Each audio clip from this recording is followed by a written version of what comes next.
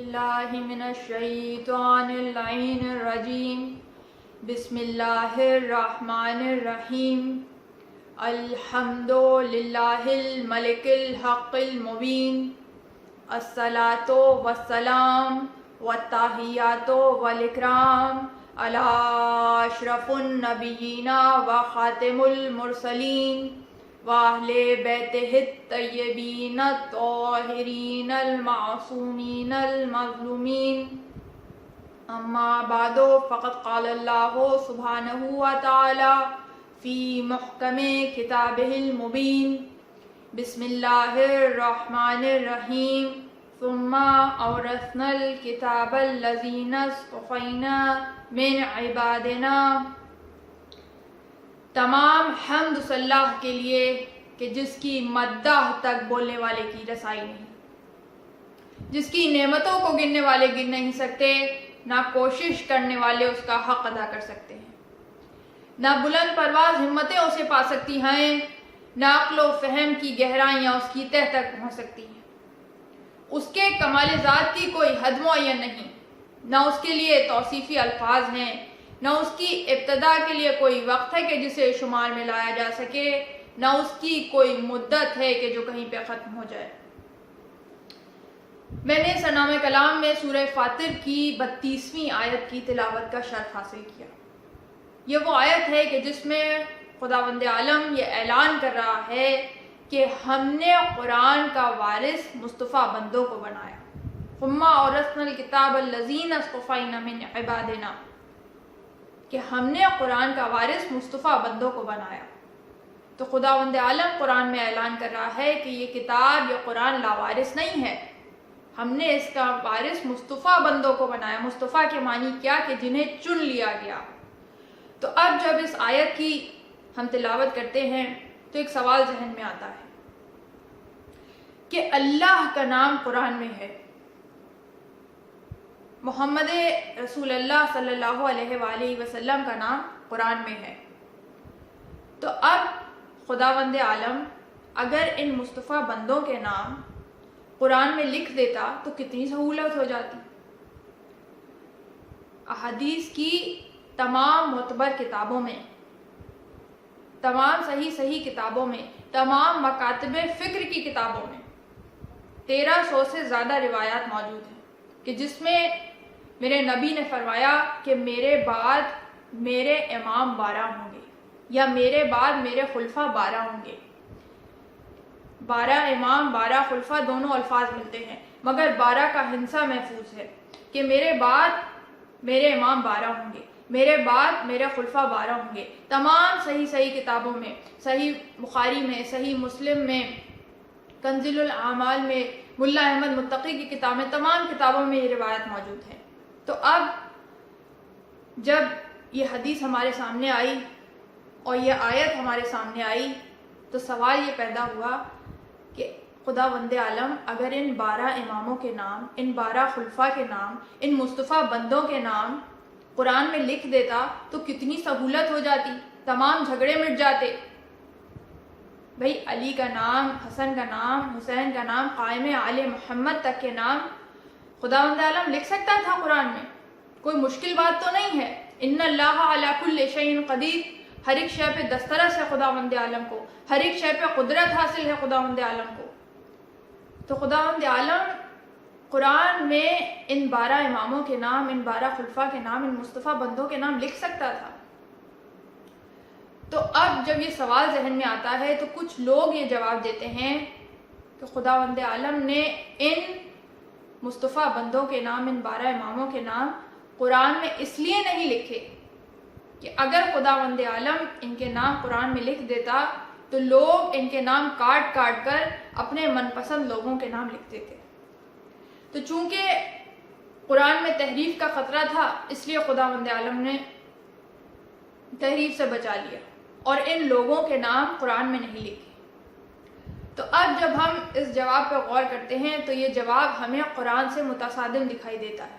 اس لیے کہ خداوند عالم قرآن میں خود فرما رہا ہے کہ انا نحن نزلنا الذکر و انا لہ لحافظون،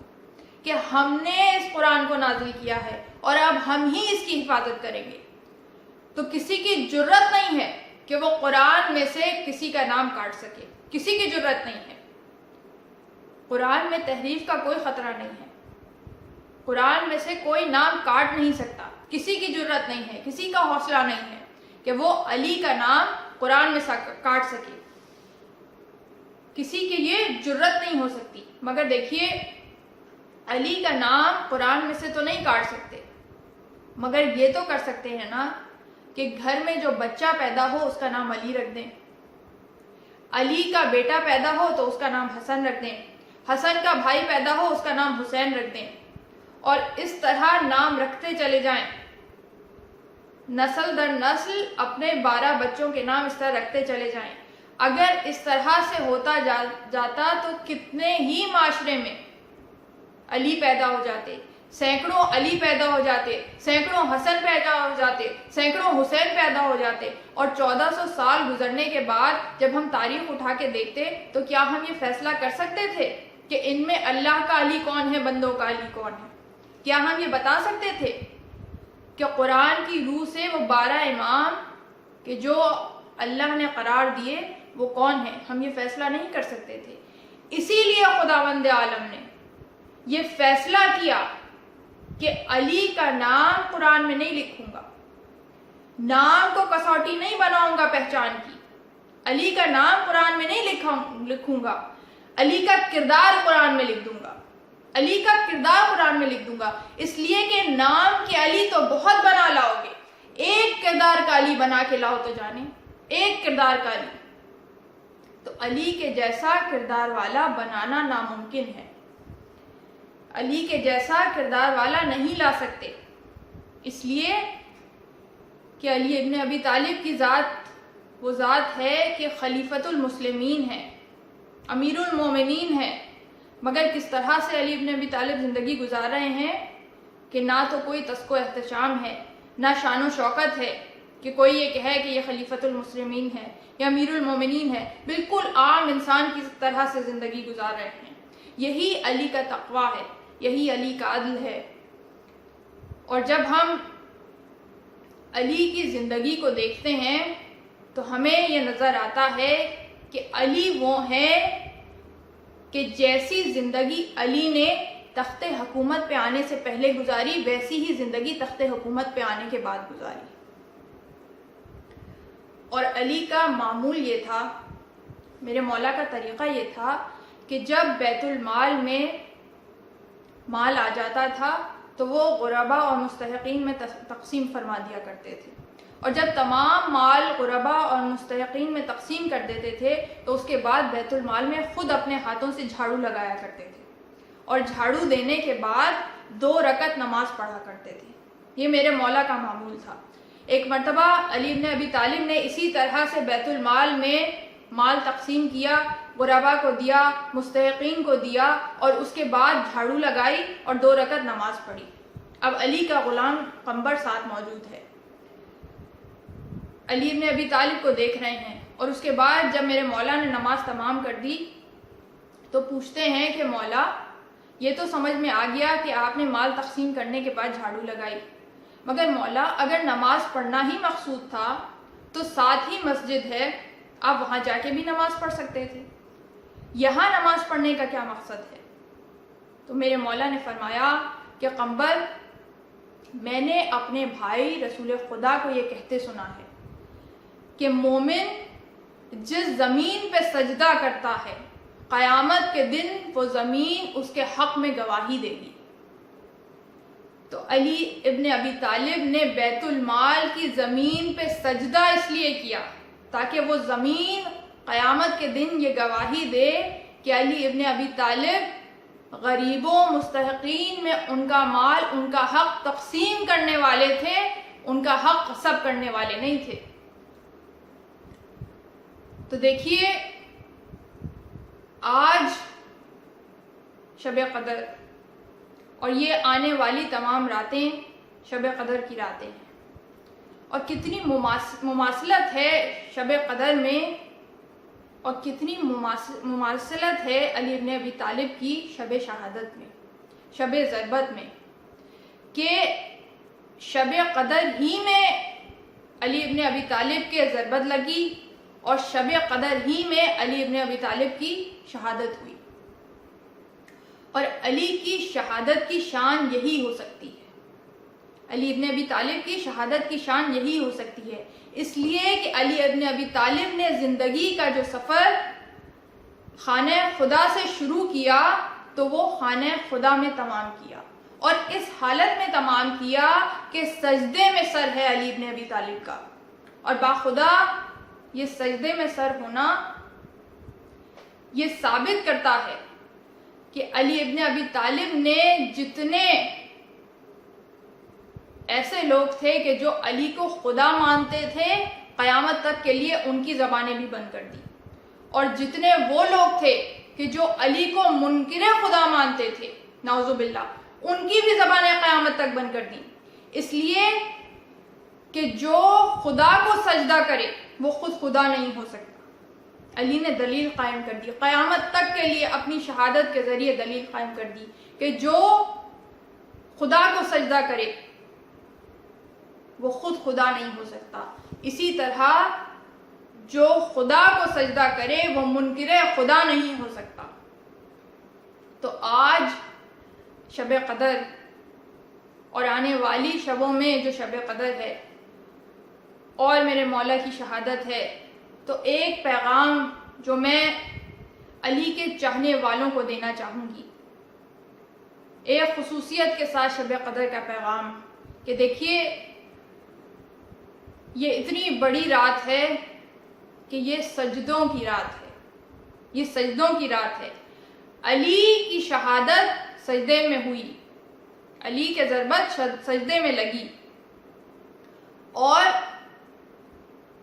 شب قدر سجدوں کی رات، اس لیے کہ علی اور سجدہ ایک دوسرے سے جدا نہیں ہو سکتے. یہ ممکن نہیں ہے کہ علی اور سجدہ ایک دوسرے سے جدا ہو جائیں. تو جہاں تک میری آواز پہنچ رہی ہے آج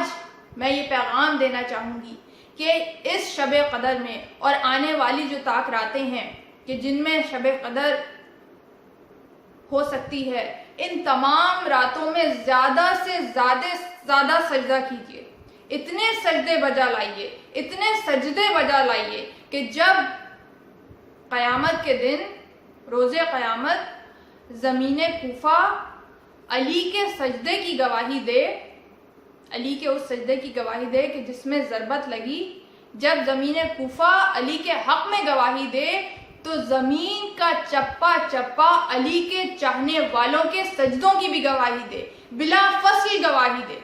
اس لیے کہ جس طرح علی اور سجدہ جدا نہیں ہو سکتے، اس طرح علی اور علی کے چاہنے والے جدا نہیں ہو سکتے. اور پھر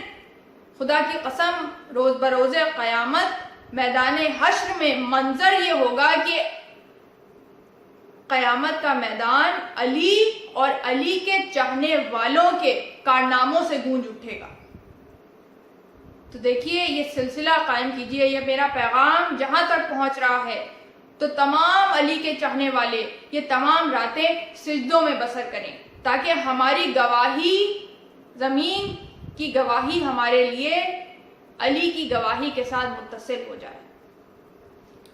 اور ہماری زندگی کا اثاثہ علی کی محبت ہے. دنیا ہمیں جتنا مرضی خاموش کرانا چاہے، ہم علی کی محبت سے دستبردار نہیں ہو سکتے. اور تاریخ گواہ ہے، 1400 سال کی تاریخ گواہ ہے کہ ہماری زبانوں کو، علی کے چاہنے والوں کی زبانوں کو بند کرنے کی کوشش کی گئی، زبانوں کو کاٹا گیا، ہمارے گلوں کو کاٹا گیا، ہمارے گلوں پہ چھریاں چلائی گئیں، ہمارے اوپر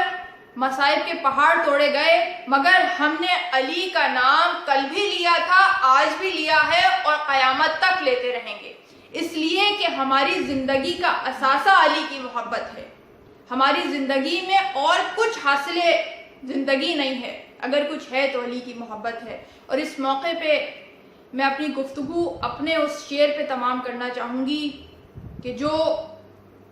میرے لیے فخر کا باعث ہے، اس لیے کہ یہ قطعہ میں نے اپنے مولا کی شان میں کہا کہ مولا میرا آقا میرا مشکل کشا علی،